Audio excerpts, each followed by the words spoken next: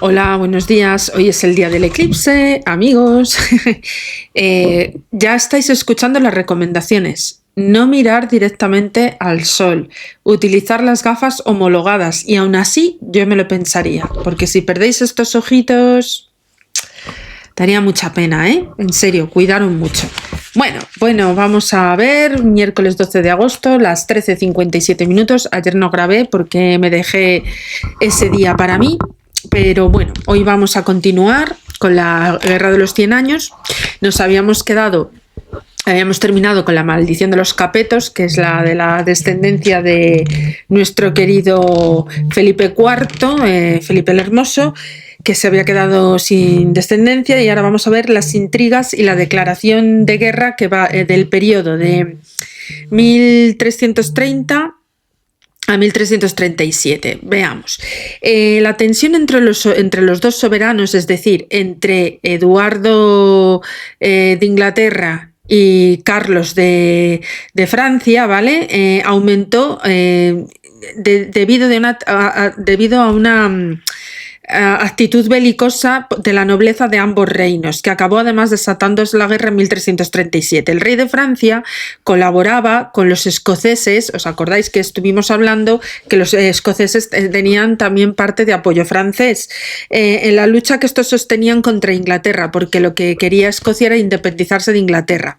Actitud de larga tradición de los reyes capetos, plasmada además en la llamada antigua alianza Alliance.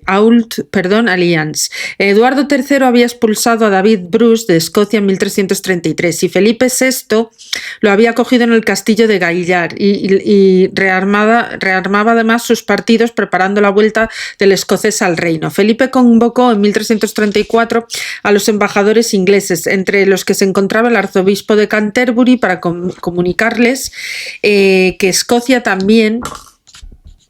A ver, un segundito... que Escocia también debía estar incluida en la paz general y en la que se estaba negociando, ¿vale? Francia e Inglaterra.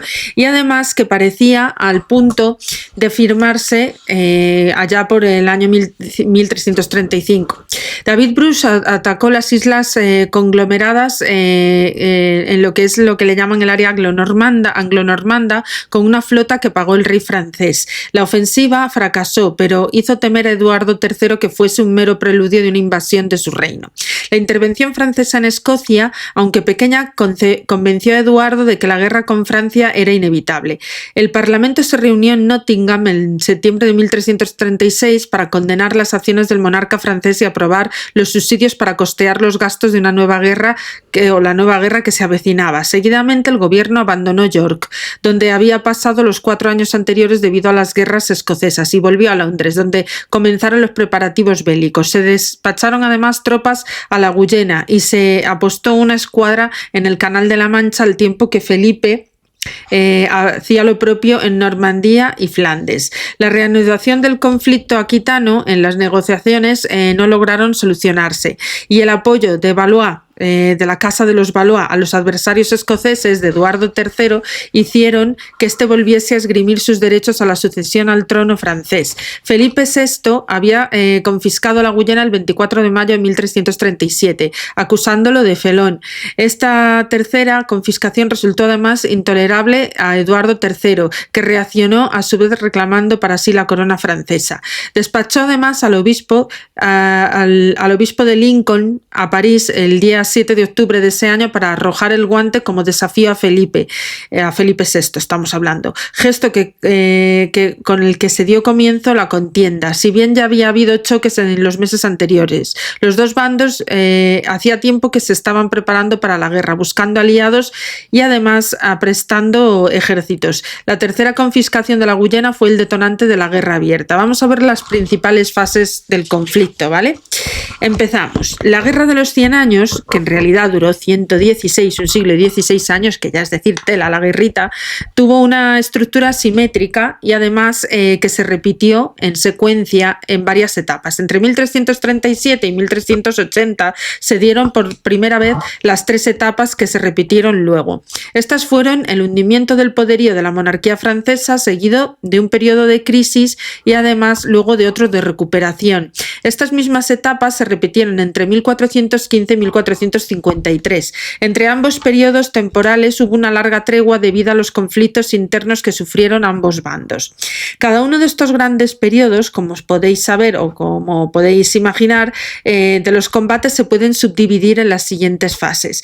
De 1337 a 1364, el genio táctico de Eduardo III de Inglaterra le permitió obtener una serie de victorias sobre la caballería enemiga. La nobleza francesa quedó totalmente desacreditada por las sucesivas derrotas y el país se sumió en una guerra civil.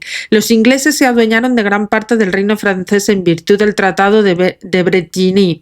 De 1364 a 1380, Carlos V llevó a cabo la lenta recuperación de los territorios, confiando en vencer a merced del seguimiento nacional de la población.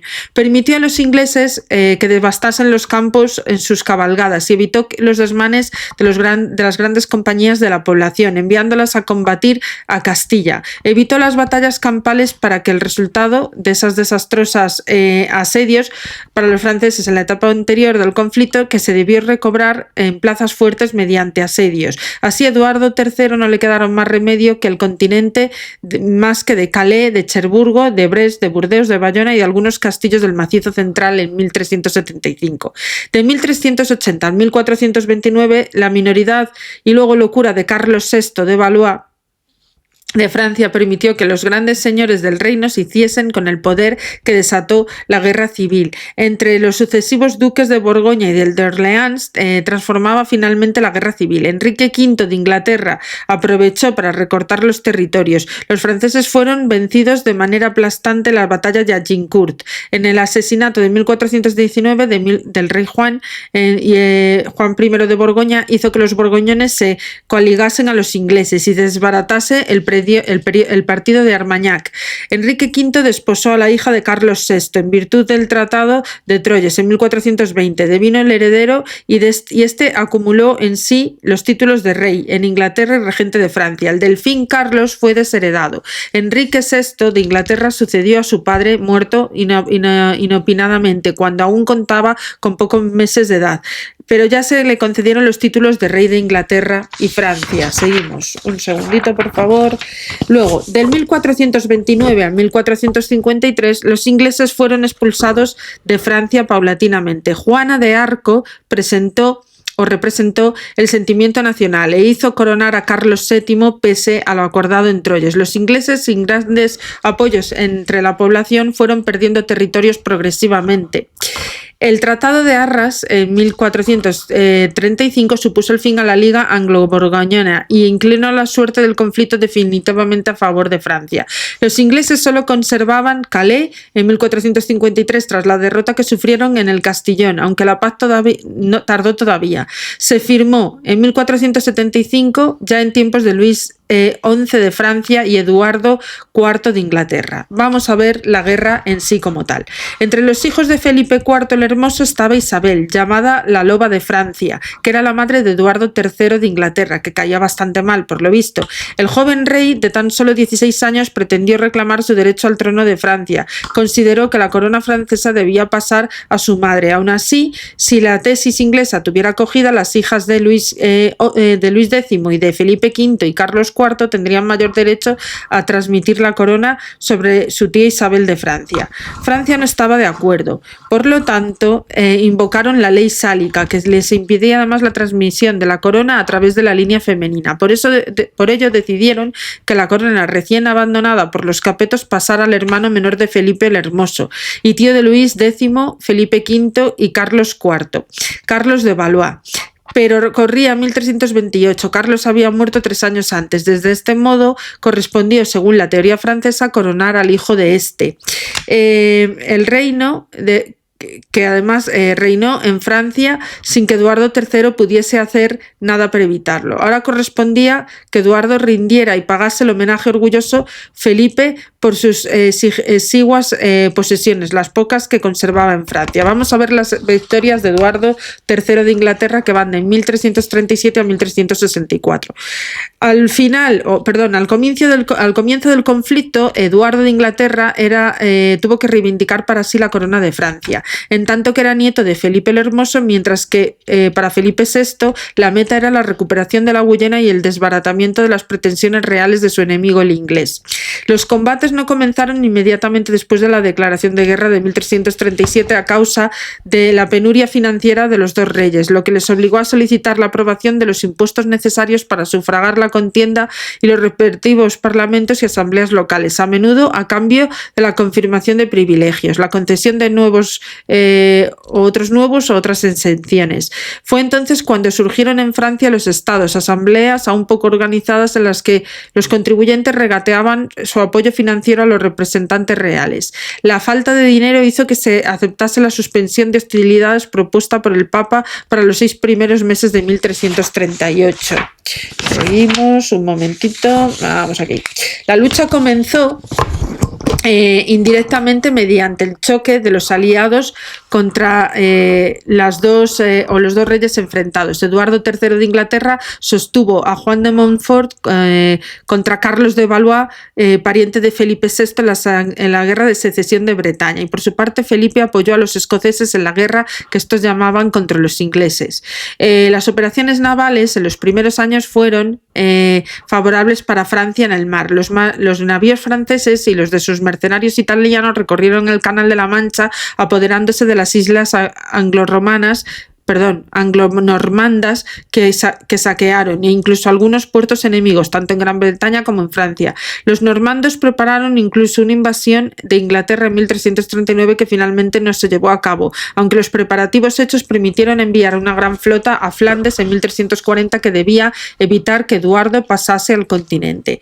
Vamos a ver las alianzas alemanas de Eduardo III de Inglaterra y los combates en Flandes que van a tener lugar entre 1336 y 1345. El soberano inglés, como hemos visto, intrigaba mientras en Flandes. Su matrimonio con Felipa de Henao, que le permitía establecer vínculos con el norte de Francia y con el Sacro Imperio Romano. Por añadidura, Roberto de Artois estaba refugiado en Londres desde 1336. Eduardo había comparado la alianza con el conde de Henao como la de Holanda y Zelanda también, y el suegro de Eduardo, y del emperador Luis IV de Baviera el 26 de agosto de 1337 por 300.000 florines, y tanto que el duque de Brabante como el conde de Gueldres le eran favorables.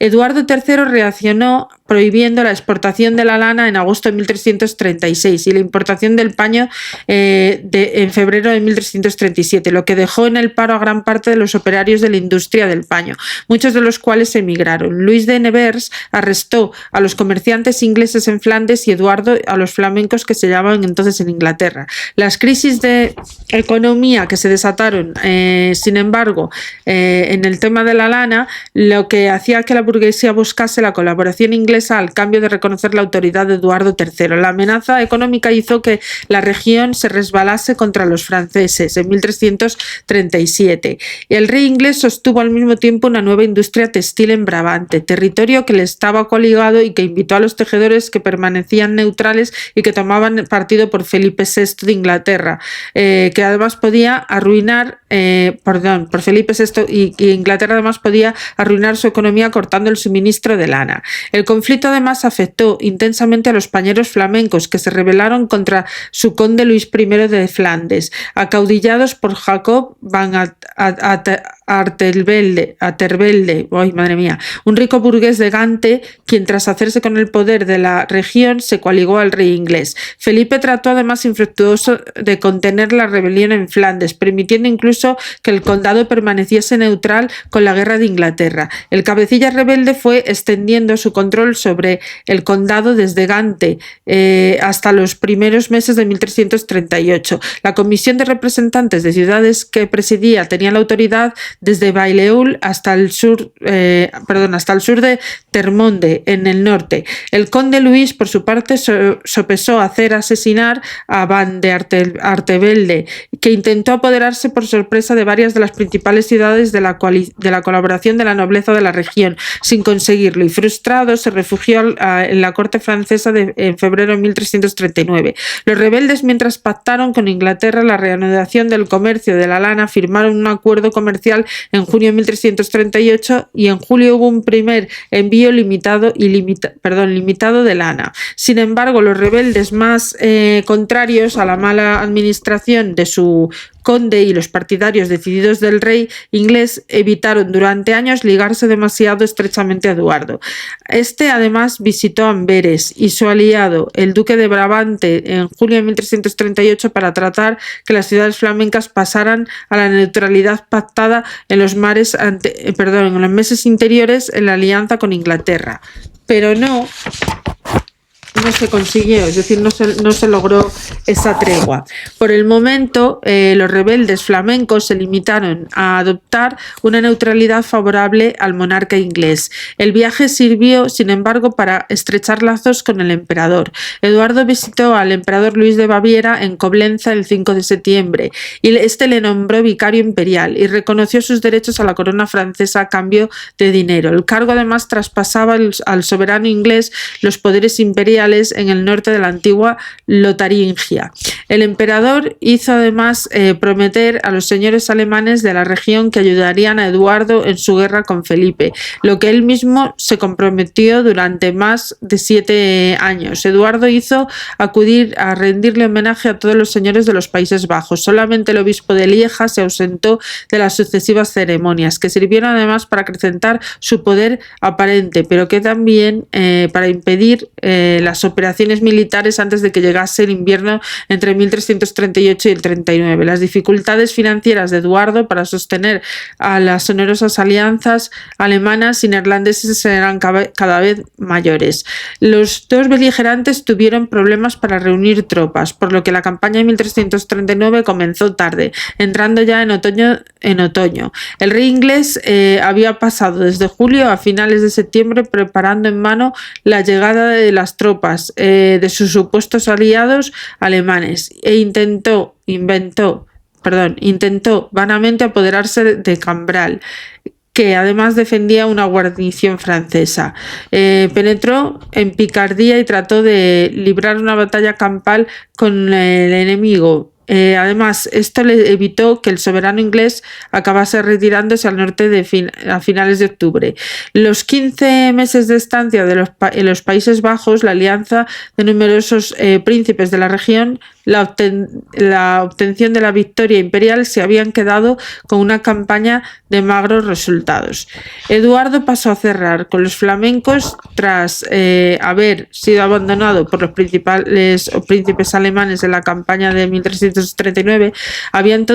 Se había llegado a hacer sustanciales conexiones económicas y con los insurrectos. O sea, digamos que estuvo alejado un poco de lo que es la vida cortesana. Un segundito. Bueno, entonces, Eduardo pasó a tratar con los flamencos tras haber sido abandonado por los príncipes alemanes en la campaña de 1339. Hasta entonces se había negado a hacer sustanciales concesiones económicas a los insurrectos y además, para no perjudicar a sus aliados, los brabanzones, o sea, de la Liga de Brabante, ¿vale? La liga con el conde Luis I de Flandes, el rey francés, le indignaba y atemorizaba a los flamencos, disgustados también con el aumento de la presión fiscal y temerosos de que el cercano ejército francés sirviese de nuevo para aplastar el levantamiento contra el conde, como había sucedido en 1328. La amenaza francesa hizo a Van der Artevelde más dispuesto a pactar con Eduardo, cuyas tropas necesitaba para protegerse. La reanudación del conflicto con Francia hubiese supuesto, sin embargo, el pago de una onerosa indemnización al Papa, que podía excomulgar al conde o incluso lanzar el juramento de lealtad al rey de Francia. Esto también lo podían hacer, es cierto, esto también lo podían hacer. Un momentito. Bueno, pues como habíamos visto, la amenaza francesa hizo a Van Artevelde más dispuesto a pactar con Eduardo, como hemos dicho, y con las tropas que necesitaba para protegerse. La reanudación del conflicto de Francia hubiese supuesto, sin embargo, el pago de una onerosa indemnización al Papa, que podía excomulgar al conde e incluso lanzar el interdicto contra las ciudades flamencas. Para sortear esta negativa de las autoridades flamencas al rescindir del juramento de lealtad al rey de Francia, Eduardo aceptó, tras titubear, presentarse como tal, y de manera que a partir de entonces sería sería él el rey. La alianza final se alcanzó el 3 de diciembre de 1339, con gran coste para los ingleses: traspaso del centro de exportación de lana de Amberes a Brujas, la devolución de las castellanías del sur entregadas al rey francés en tiempos de Felipe IV, la concesión además de un subsidio de 140.000 libras para mejorar la defensa y ayudar navalmente y terrestre en el caso de ataques franceses. Bueno, lo que decíamos, para sortear la negativa de las ciudades flamencas, al rescindir del juramento de lealtad al rey de Francia, Eduardo aceptó, tras titubear, presentarse como tal, de manera que los rebeldes pudiesen ligarse más estrechamente a él. La alianza final se alcanzó el 3 de diciembre de 1339 con gran coste para las fuerzas inglesas. El traspaso del centro exportador de lana de Amberes fue a Brujas en diciembre de 1339 con gran coste para ellos. El monarca inglés sorteó además el temor flamenco con la excomunión, prometiendo el envío de sacerdotes ingleses que dirían misa pese a la prohibición papal. Seguidamente volvió a Inglaterra para recabar fondos con los que pagar a los acreedores neerlandeses, con los que dejó en prenda a la mujer y a sus hijos menores. Entonces fue cuando nació en Gante su tercer hijo, llamado Juan el de Gante, Juan, luego duque de Lancaster. Los flamencos reanudaron el tráfico con Inglaterra, por lo que los franceses enviaron la flota a la esclusa en la embocadura del canal de Brujas, el canal que une además con el Mar del Norte y el único buen puerto del condado flamenco, con el fin de imponer el bloqueo naval a la región. Eduardo llegó a la zona con la flota inglesa en 1340 y 4 meses de preparativos era algo mayor que la línea enemiga y estaba mucho mejor mandada. En el descalabro de la flota de la batalla de la esclusa en 1340 se veía reforzada por las navas bretonas y puso fin al dominio naval francés y dio el comienzo el inglés, que duró varios años. La grave derrota desbarató los planes por enviar tropas francesas a Escocia y permitió a Eduardo III reanudar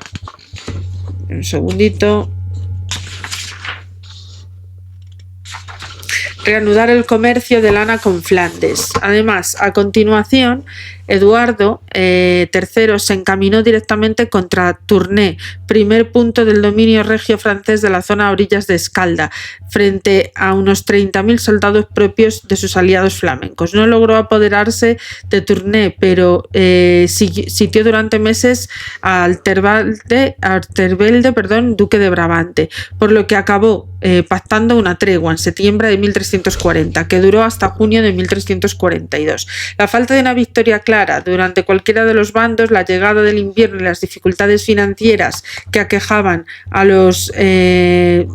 todos los territorios impelió el suscribir una tregua propuesta por los emisarios del Papa. Eduardo huyó secretamente de la zona donde le acosaban los acreedores y volvió a Inglaterra. Sus deudas arruinaron a varios bancos italianos que habían contribuido a sufragar sus 2 campañas fracasadas entre 1339 y 1340.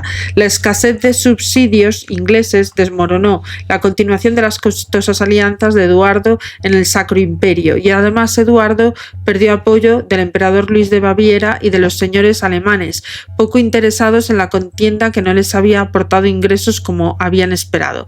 El emperador despojó a Eduardo de su cargo de vicario imperial y se reconcilió con Felipe VI durante la primavera de 1341. Los arzobispos de Maguncia, Treviers, siguieron su ejemplo, y los duques de Brabante y Guelders habían renovado las treguas que tenían pactadas con el soberano francés. La agudización del enfrentamiento entre el emperador y el nuevo papa Clemente VI, elegido en 1342, hizo que a partir de entonces aquel se desentendiese del conflicto anglo-francés para concentrarse en el papel que le oponía al papa. La reanudación del comercio de la lana no bastó, empero, para terminar con la crisis en Flandes. Lo que se socavó paulatinamente fue la autoridad de Jacob van der Artevelde. El condado se sumió a una serie de contiguas disputas internas entre partidarios y contrincantes de van Artevelde, entre las ciudades, incluso entre los oficios. Por añadidura, el Papa Clemente VI había excomulgado a los flamencos acusados de perjurios a su señor, lo que se negó a reconocer la autoridad que ofreció el condado de Eduardo de Bustrop, hijo del rey de Inglaterra y después apodado el Príncipe Negro. El proyecto llegó a fructificar y Van Artevelde fue asesinado durante la revuelta del 17 o el 24 de julio de 1345 y poco de haberse presentado Eduardo con una flota, zarpó al conocer el asesinato de su aliado. Flandes abandonó la liga con Inglaterra para retomar hacia sí lo que tenían pactado con Francia. Vamos a ver la sucesión en Bretaña. Un segundito. Bueno, pues en cuanto a lo que es la sucesión en Bretaña, el ducado de Bretaña era un territorio francés que conservaba netos particularismos, entre ellos la lengua celta traída por los inmigrantes de Gran Bretaña, y el duque Juan III falleció el 30 de abril del 1341 sin heredero directo. Se disputaron la herencia un sobrino del difunto, Juana de Penthièvre, y el hermano de Juan de Montfort, que negó la posibilidad de que el ducado quedase en manos de una mujer, pese a la costumbre bretona que lo permitía. Fundamentalmente, Bretaña celta favorecía a Juan, mientras que la francesa al sur de este prefirió a Juana y a su esposo. Felipe VI debía dirimir la cuestión aceptando el homenaje del nuevo señor del feudo, pero Juan temía que lo hiciese en favor de su rival, que era la razón por la que la esposa de Carlos de Blois, sobrino del soberano francés, en consecuencia intentó adueñarse del ducado con fuerza y ocupó las principales plazas fuertes por sorpresa en mayo a julio de 1341, pero no logró el respaldo del alto clero ni la gran parte de la nobleza, que llamaron a su auxilio al rey Felipe. Cuando había marchado ya con un séquito a Inglaterra, donde se había entrevistado con Eduardo III en julio, que prometió además ayudarlo. A la vuelta acudió a París, donde el tribunal, ¿vale? El tribunal de los pares juzgaba la herencia bretona, pero viendo que el rey era hostil, huyó disfrazado de la ciudad y de regreso a Bretaña. El tribunal falló en contra de Juan el 7 de septiembre y Felipe, tras recibir el homenaje del nuevo duque Carlos, que despachó al Delfín al frente y que con un ejército se presentó en Nantes y prendió a Juan en noviembre tras el asedio en la plaza. Vamos a ver. Coblenza, vale. Básicamente, la tregua de 1343 se renovó en varias ocasiones, pero el fracaso de los parlamentos en Aviñón, en los que quedaron claras las posturas beligerantes, la exigencia inglesa de la Guyana independiente y crecida y negativa francesa a ceder la soberanía de ningún territorio del reino, hizo que se dejase caducar en marzo las conversaciones de paz. Los franceses contaban con la superioridad naval a merced de que, aparte de los cargamentos cargamentos de ricas joyas, etcétera, lo que permitió que la flota francesa atacara repetidamente a los puestos ingleses. Los franceses sopesaban cortar ya las conexiones marítimas entre el continente y Gran Bretaña para privar a Inglaterra del vino de la Guyana y de la sal de Bretaña, a Poitiers. Debido a una gran demanda, se interrumpieron este efecto de comercio de lanas con Flandes y de vino de Burdeos, lo que perjudicó gravemente a las finanzas inglesas. Vamos a ver la situación en Navarra. Un segundito. Bueno, pues en cuanto a la situación de Navarra, Felipe IV y Carlos IV habían sido reyes de Navarra, además de serlo de Francia. Administraron el pequeño reino ibérico mediante los gobernadores de amplios poderes. Sin embargo, la Asamblea de los ricos hombres, caballeros y villanos decidieron en 1328 escoger un heredero diferente al elegido en París, y se decidió por unanimidad reconocer como reina a Juana, la hija de Luis X, postergada a la sucesión francesa en 1316, que era la esposa de Felipe de Breux, el frustrado aspirante al trono francés. La proclamación se hizo el 5 de marzo de 1329 en Pamplona. Los dos reinos quedaban naturalmente y formalmente desligados en cuanto a sus soberanos, que eran además primos. Al paso navarro siguieron ciudades pues eso, como hemos dicho, muy interesadas en la política francesa. Felipe pereció combatiendo en Algeciras a favor de Alfonso XI de Castilla, y Juana quedó como soberana durante 6 años, que sobrevivió a su marido, y luego la corona pasó a Carlos II de Navarra. El fracaso escocés. Pues bueno, Felipe VI amenazó o empezó a tener, quiero decir, una invasión, también una invasión inglesa en el reino, por lo que convenció a los aliados escoceses para que atacasen Inglaterra del Norte. Bueno, como habíamos visto, los escoceses fracasaron. Felipe VI empezó a temer una invasión, como habíamos dicho, en el reino, por lo que convenció a los aliados escoceses para que atacasen Inglaterra desde el norte, confiando en que la concentración de las huestes inglesas en el sur del reino hubiesen dejado casi inerme la frontera septentrional. La ofensiva escocesa debía servir además para debilitar el estrecho cerco que por entonces tenía Eduardo III, o que estaba sometiendo a Calais.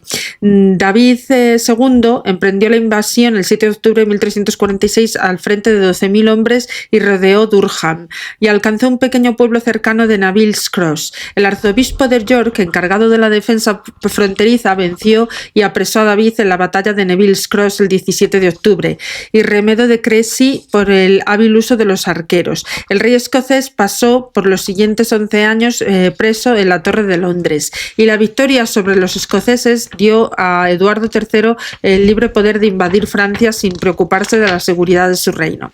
Vamos a ver las primeras cabalgadas inglesas que van de forma ineficaz a la defensa francesa, ¿vale? O sea, las cabalgadas inglesas contra Francia, y Francia de forma ineficaz defiende, ¿vale? Eduardo III necesitaba el apoyo de los poderosos y con él el Parlamento para sostener la contienda. Para granjeárselo optó por emprender una serie de vigorosas ofensivas a Francia. Pese a la palmaria desventaja de la población entre los dos reinos, Francia contaba por entonces con unos 20 millones de habitantes, 5 veces más que los que poblaban Inglaterra. Ante la potencia de la caballería francesa, el soberano inglés descartó las conquistas permanentes en el continente, que hubiese tenido además que defender frente al enemigo, arriesgando con ello una alta reputación y quizás la vida. Las diversas batallas en la época se debieron además fundamentalmente a las circunstancias de las campañas y no a un deseo del monarca inglés de enfrentarse tan directamente con el enemigo. La estrategia además de Eduardo fue, por el contrario, la de pillaje, es demás, que permitía financiar las expediciones, y una de las cabalgadas más famosas es la época en la que Eduardo abordó en 1346, que ejemplifica este tipo de incursiones, en la que el ejército de reducido tamaño pero capaz de desplazarse velozmente marchó devastando todo a su paso sin miramientos para que la población de la que Eduardo pretendía ser soberano legítimo. Felipe VI además contaba con 50.000 soldados en 1347, justo antes de que se extendiese por la zona de la peste negra, un ejército mucho más numeroso que el enemigo, en parte debido a la mayor población del reino. Sin embargo, la estrategia bélica inglesa obligó al monarca francés a sufragar las onerosas defensas. Por su parte, el ejército inglés se movilizaba apenas unos meses y costeaba sus gastos a merced del saqueo. La capacidad de la flota inglesa, además, se limitaba a la cantidad de los soldados que se podían enviar al continente. Por ejemplo, Eduardo tenía que entre 20 y 30.000 soldados, pero no llevaba consigo a Francia más que la mitad, es decir, pues si eran 20 llevaba 10 y si eran 30 llevaba 15, y si bien además llevaba a los mejores. Felipe VI experimentó estas dos estrategias defensivas infructuosamente: la defensa de los castillos y las ciudades amuralladas y la persecución del enemigo. La primera permitía a los ingleses verificar sus correrías, mientras los franceses se limitaban a defender las plazas fuertes, ¿vale? Además, las ciudades o fortalezas que tenían allí a su paso también quedaban comprometidas de alguna manera. Esto comportaba considerables gastos en guarniciones que se añadían a lo perdido por los estragos ingleses en los campos y el descrédito que incurría el rey al mostrarse pasivo. La segunda requería la lenta movilización de un gran ejército para perseguir a un enemigo veloz que podía escogerse cuándo y dónde plantar cara a los franceses, y que solía tener tiempo para talar la la campiña antes de que el ejército perseguidor pudiera juntarse.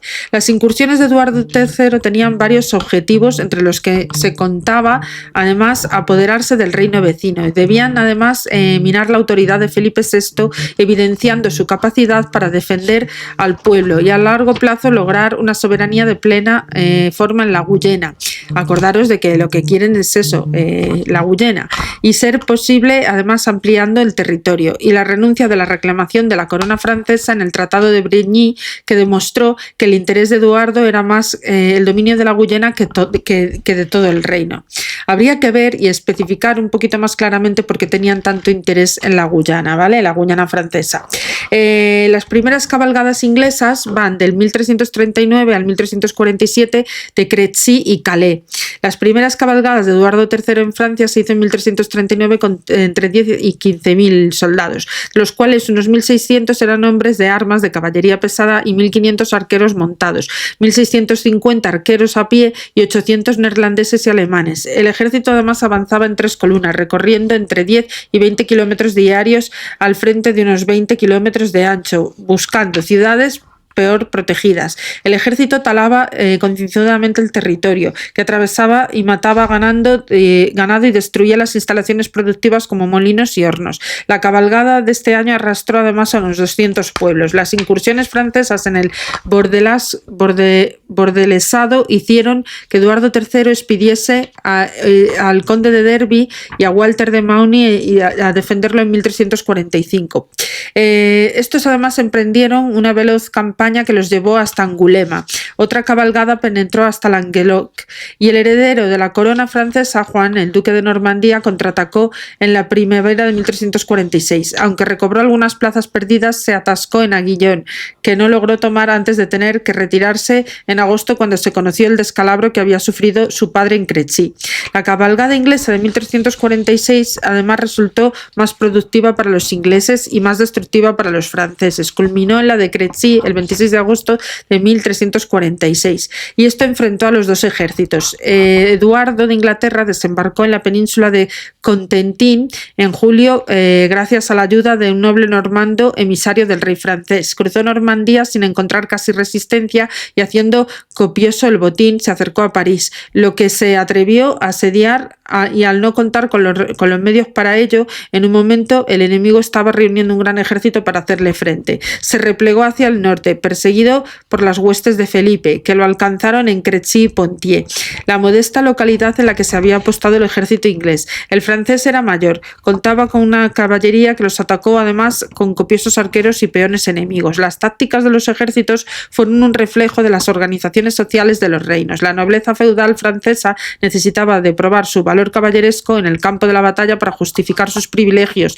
y supuesto origen divino, y además buscó el combate frontal a la captura de nobles, lo que podía además luego solicitar rescate para liberarlos. Los ingleses, por su parte, cada vez más dedicados al comercio y a la artesanía y curtidos en guerras escocesas, adoptaron una táctica distinta, en la que los caballeros tuvieron la importancia menor en el campo enemigo. La ventaja numérica hizo confiar a los franceses en la victoria, y los nobles esperaban obtener en la batalla copiosos rehenes por los que poder cobrar rescate, en un momento en el que sus rentas agrarias habían menguado. Deseosos de presentar cuanto antes el mayor número de cautivos posibles, los nobles desobedecieron las órdenes del rey y arremetieron contra el enemigo. Los ballesteros mercenarios genoveses, batidos por los arqueros enemigos, y los peones estorbaron la carga de caballeros franceses. Los sucesivos embates de la caballería francesa colina arriba acabaron en el desastre y evidenciaron la incompetencia militar de Felipe VI.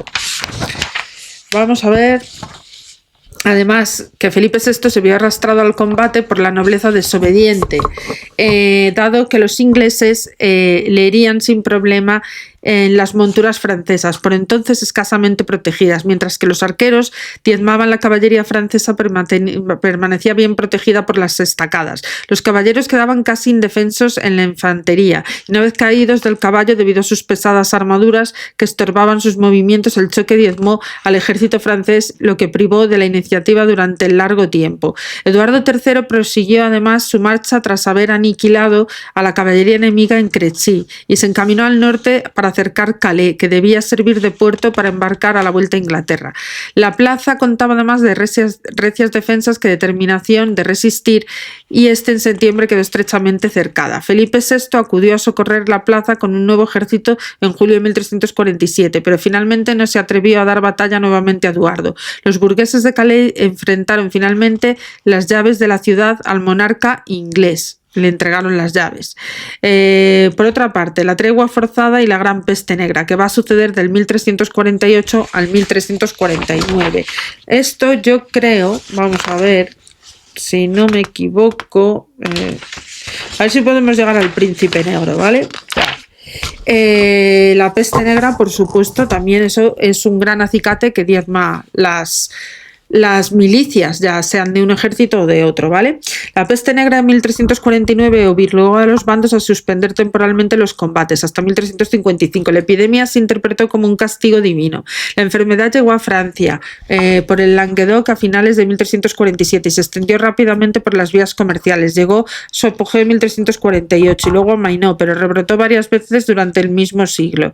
Se calcula que tanto en Inglaterra como en Francia pereció entre un octavo y un tercio de la población, y se abandonaron las tierras menos productivas por la mengua y la demanda y la reducción de la población, como la reducción de mano de obra. Se redujo también, además, el pago de las rentas a los señores, y los estados reaccionaron para defender los intereses de estos frente a las crecientes demandas de supervivientes que se exigían mayores pagos a su trabajo. Se reforzó asimismo la servidumbre para obtener mayores prestaciones de los campesinos que habían sobrevivido a la peste. Se aprobaron leyes para fijar a los trabajadores en sus oficios y impedirles cambiar a otros de mejores condiciones. El principal combate de estos años se disputó en el mar y entre ingleses y castellanos, la batalla de Winchelsea, en la que Eduardo destruyó la mitad de la escuadrilla castellana que volvía a Flandes y además afianzó la seguridad naval de la que gozaba desde la derrota francesa en La Esclusa.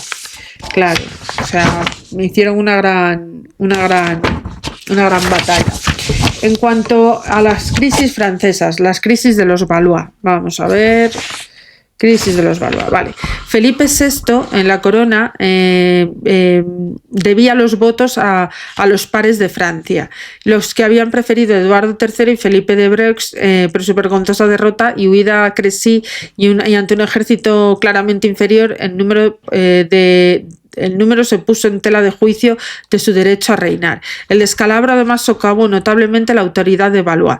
El reino se sumió en el desorden, por lo que el sucesor de Felipe, Juan el Bueno, no pudo acabar gobernando. La economía empeoró y para evitar el aumento de impuestos cada vez que eran más impopulares y rechazados por los estados, el gobierno prefirió reducir la ley de la moneda, lo que determinó que perdiese parte del valor en un 70% en 6 años.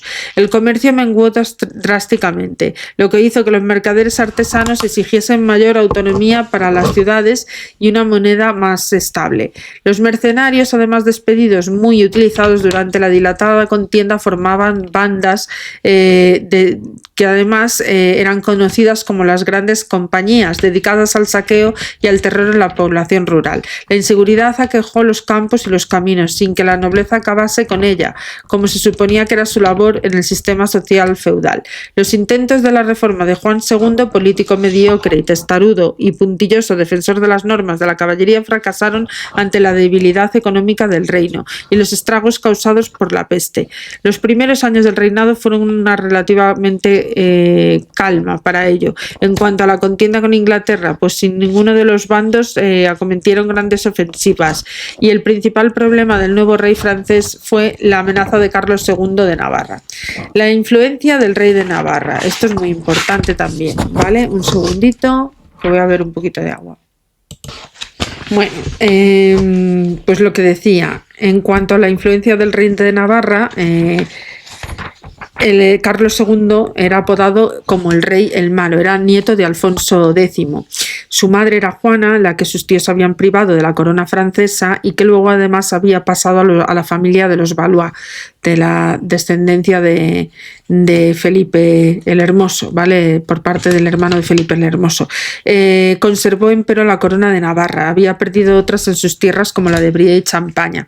Había además transmitido su gran resentimiento hacia su hijo Carlos, que además heredó el reino navarro cuando falleció su madre en 1349. Carlos se le consideraba el heredero legítimo del trono francés desde 1353, que se enfrentó al rey. Además de las tierras navarras, poseía los condados de Montagne, de Herbrex y varios enclaves en el valle del Sena y Normandía. Había esperado a que le fuese entregado además el condado de Angulema en virtud de su matrimonio con una de las hijas del soberano francés, pero este se lo concedió de nuevo al favorito, al condestable Carlos de la Cerda. Fue un motivo más que acrecentó el resentimiento del rey navarro hacia su suegro. Carlos II hizo asesinar en 1354 el favorito del rey y se acogió a la protección de Eduardo III, como había hecho en años anteriores Roberto d'Artois. Juan II no deseaba rescindir la tregua con los ingleses y se avino a firmar el Tratado de Mantes el 22 de febrero de 1354, en virtud del cual el rey navarro ampliaba sus tierras en Normandía a merced de la atención de varios vizcondados, como los feudos de Beaumont, Le Roger, Bertreuil, Conches, Le Pont-d'Aumer, Auvergne, Valognes, Cousins y Carentan. A cambio de este se avino a abandonar las pretensiones sobre la Champaña y proclamar públicamente el arrepentimiento por el asesinato del condestable. Pero Juan II retrasó la aplicación del tratado y trató mientras de asesinar a Carlos y sus hermanos en una cena. Carlos II volvió a Pamplona, reunió a otro ejército y se coaligó con el duque de Lancaster. Los dos pactaron un reparto del reino francés. El navarro obtendría grandes regiones, mientras que Eduardo III quedaría con el resto del territorio y con la corona. Carlos II volvió a Cherburgo en agosto de 1355 con un gran ejército, al tiempo que amenazaba que la amenaza inglesa obligaba a Juan II a cumplir finalmente con el acuerdo de Mantes. Juan rubricó de nuevo el Tratado de Valognes el 10 de septiembre y entregó al soberano navarro las tierras que se le habían prometido en el anterior. Pero entonces había fracasado el borrador de paz pactado en abril de 1354 entre franceses e ingleses, y aunque estaba prevista la firma de paz en Aviñón, las grandes concesiones territoriales a Inglaterra se equivalían al resurgimiento del imperio de los Plantagenet, y que hicieron además finalmente los franceses que rehusasen suscribir el acuerdo. El fracaso de las negociaciones determinó la reanudación de los combates en 1355. Y aquí tiene lugar la incursión del Príncipe Negro en el sur, que es la convocatoria de los Estados Generales y la prisión de Carlos de Navarra entre 1355 y 1356. Esto vamos a ver. Vale, este le vamos a empezar mañana, ¿vale? La incursión del Príncipe Negro, porque este además fue muy famoso, el Príncipe Negro. Entonces, bueno, lo dejamos aquí porque las batallas, queráis que no dejan de ser batallas, y a la hora de redactarlo, pues hombre, tampoco voy a hacer un vídeo extremadamente largo, simplemente de hechos de cómo iban ocupando los territorios, ¿vale? Continuamos mañana, lo dejamos hoy por aquí y nada, como os digo siempre, por favor suscribiros, que me hace muy muy feliz superar la barrera de suscriptores que estoy teniendo ahora, que quiero llegar a los 100.000, y sobre todo lo que más me gustaría, sobre todo que compartáis, que deis al like, que me aumenten las horas de visualización, porque me quedan muy poquitas para poder monetizar el canal y me quedan unos meses. He cumplido ya con las 3.000 horas, me quedan 1.000 horitas más, y a ver si de aquí a febrero del 2027 puedo ya monetizar el canal. Por eso os ruego que por favor compartáis y ampliéis las visualizaciones. Muchas gracias, un besito, y lo dicho al principio del vídeo, cuidado con el eclipse. Los ojitos son un tesoro del que no podemos prescindir. Si no, no me vais a poder ver a mí. Venga, un besito. Os quiero.